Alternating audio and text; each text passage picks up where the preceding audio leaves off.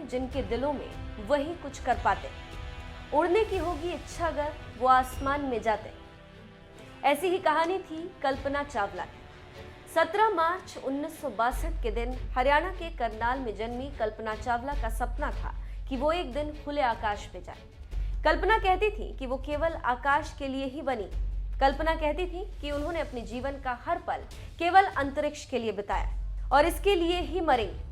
कौन जानता था कि कल्पना की ये बात एक दिन सच साबित हो जाएगी, क्योंकि 1 फरवरी साल 2003 के दिन जब कल्पना अंतरिक्ष की सैर करके वापस लौट रही थी, तब उनका यान दुर्घटनाग्रस्त हो गया। इस दुर्घटना के साथ ही भारत की उस होनहार लड़की के जीवन का दुखद अंत हो गया था। कल्पना के यान के दुर्घटनाग्रस्त होते ही अगले कुछ मिनटों में इसका मलबा अमेरिका के टेक्सास प्रांत में फैल चुका था। कल्पना को भले ही दुनिया ने खो दिया था, लेकिन उनके सपने, उनकी वो यादें आज भी लोगों के दिलों में जिंदा है।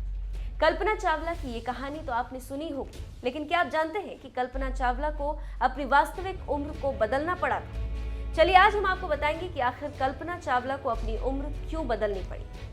साथ ही ये भी बताएंगे कि उनकी वास्तविक उम्र क्या है। आखिर क्यों बदली जन्म तिथि? खबर के मुताबिक कल्पना चावला की जन्म तिथि 17 मार्च 1962 बताई गई, जबकि सभी जगह पर आपको उनकी उम्र 1 जुलाई साल 1961 मिलेगी। दरअसल इसको लेकर एक रिपोर्ट बताती है कि कल्पना जब मैट्रिक की परीक्षा देने वाली थी, तब उनकी उम्र 1 साल कम थी, जिसके कारण वो परीक्षा नहीं दे सकती थी। इसको देखते हुए उनके पिता ने कल्पना की उम्र 1 साल ज्यादा करा दी ताकि वो मैट्रिक की परीक्षा में शामिल हो सके, जिसके बाद सभी आधिकारिक आंकड़ों में उनकी उम्र 1 जुलाई साल 1961 हो गई। नासा के आधिकारिक रिकॉर्ड में भी उनकी उम्र 1 जुलाई 1961 ही है, लेकिन कल्पना चावला को जानने वाले लोग और उनके परिवार वालों के मुताबिक वो हमेशा अपना जन्मदिन 17 मार्च को ही मनाती थी। कल्पना ने पंजाब इंजीनियरिंग कॉलेज से एरोनॉटिकल इंजीनियरिंग की डिग्री ली और फिर 1982 में अमेरिका चली गई। वहाँ यूनिवर्सिटी ऑफ टेक्सास में उन्होंने एरोस्पेस इंजीनियरिंग में मास्टर्स किया।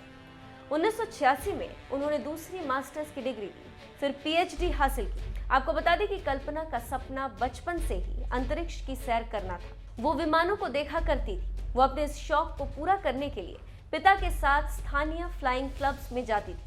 बाद में वो अपने इसी शौक को पूरा करने के लिए अमेरिका गई, लेकिन कोई नहीं जानता था कि अंतरिक्ष की लंबी सैर का सपना देखने वाली कल्पना का जीवन इतना छोटा होगा।